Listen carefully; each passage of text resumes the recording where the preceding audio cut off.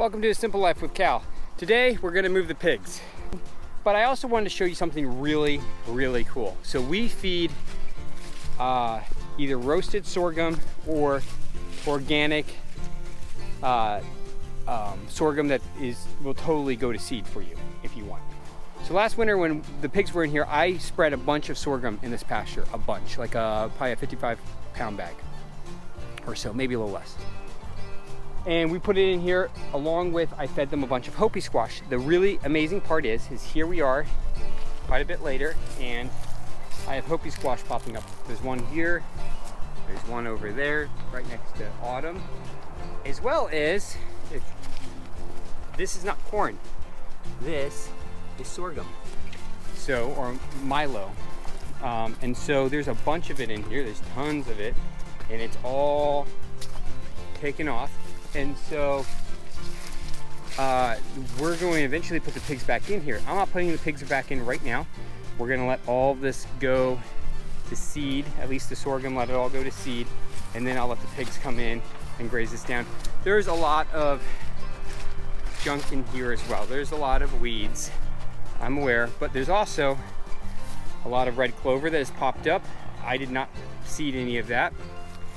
There's sorghum over here.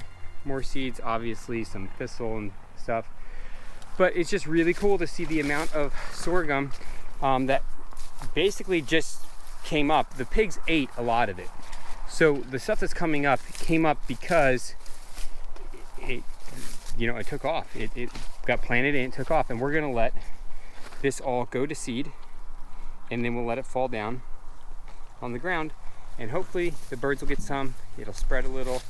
But I want to see how this pasture does over the next couple years. Obviously there's thistles and all kinds of stuff in here and all kinds of junk, but once the there's another Hopi squash. Once the pigs get in here, they'll till it all up again. I'm just curious on how the sorghum does. There's a nice big one right here. There's a cluster of them over here. Here, somebody nibbled on this one. There's one. This one's not doing too great. But anyways, yeah. So that's it's just interesting. I figured I would show the progress, kind of show the difference in what it looks like. This is the pasture that the pigs have been in for a bit. Dino Locky, which is the big white and black pig that was in here. I just butchered him the other night, and so I'm going to move these two piggies over here into this pasture on the other side of this run of bramble, with the baby pigs, the baby pigs from last winter, and that will allow everybody to be fed at the same time in the same place, other than Willie. I've talked about work in the past, and I just had a conversation with somebody, and they mentioned to me, hey, you need to make sure that you take some time for yourself. And I thought about it, and I said, yeah, I do. And I told them, occasionally I'll go for a walk in the woods, lay down underneath a tree and take a nap. And they kind of looked at me strange, and I realized that that's not what they were talking about. They were talking about having a spa day or something like that. And nothing against doing that. I just realized that it's just what we do. It's not work. It's completely enjoyable. And at the end of the day, we end up spending this time together. Here's a great example. The boys had a friend over, and they got bored out of their minds because it had rained all day and there wasn't a lot to do around the farm. It got to the point where I finally said, okay guys, let's go. We'll clean my shop. It's a wonderful thing to do. And then we'll build a couple pig shelters for the winter because we're going to need them. And the relief on their face when they realized that we were going to get something done was amazing. It took them out of the element that so many young people are stuck in, and put them in a place where the energy of the kid could come out. Joel Salatin talks about the pigness of the pig. Kids need a way to express themselves, to get out and touch things and interact with material. And the idea that work is a 4-letter word, which it is, but it shouldn't be like all the other 4-letter words. when did we get to the place where work was such a horrible thing that you needed a break from it? I've come to the realization that work is just part of life, and you will either embrace it and love it, or you'll have disdain for it. And that disdain for work, I think, is doing more harm to our culture and to our future than anything, because it's looked at as you don't do work unless you have to. It's so weird. Anyways, we're gonna head up to Herman's. We are up at Herman's. And say hi, Herman. Hi. And I got the boys here with me. Hello.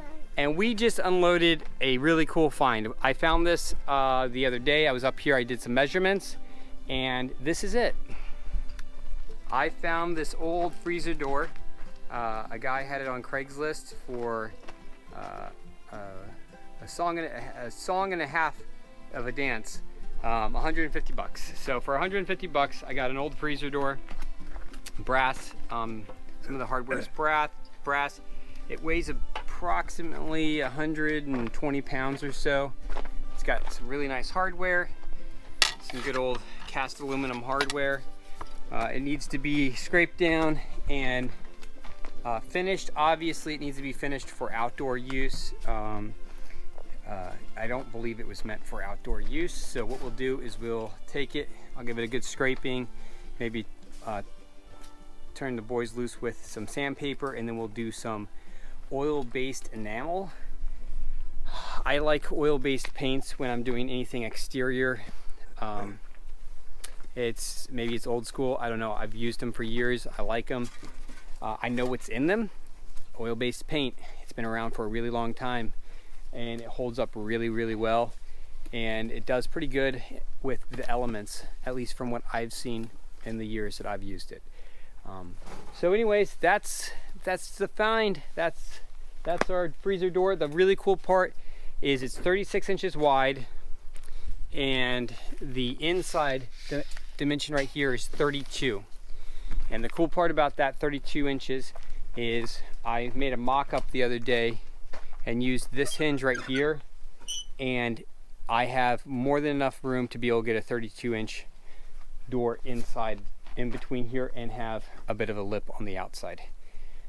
To install that door, because it weighs more than the door that was on here, I'm going to end up framing this all the way around and bolting through the cinder blocks to a piece of material on the inside.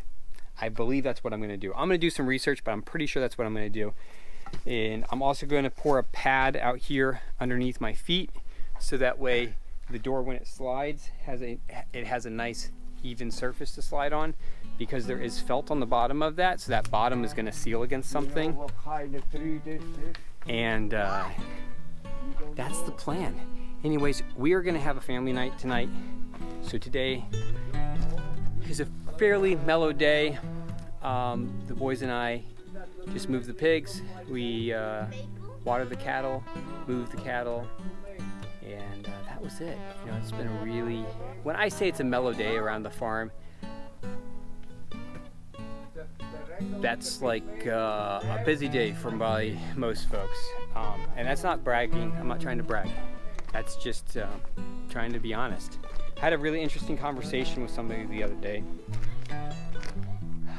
The interesting part about it was they mentioned to me that they had bought a piece of property and they couldn't believe how much work it was. One of the boys just fell out of a tree. I don't hear any scream, I hear giggling. Well, I guess I'm not going to worry about it. And so they mentioned to me, oh, it's so much work, I can't believe how much work it is. And I was like, yeah, I totally get it.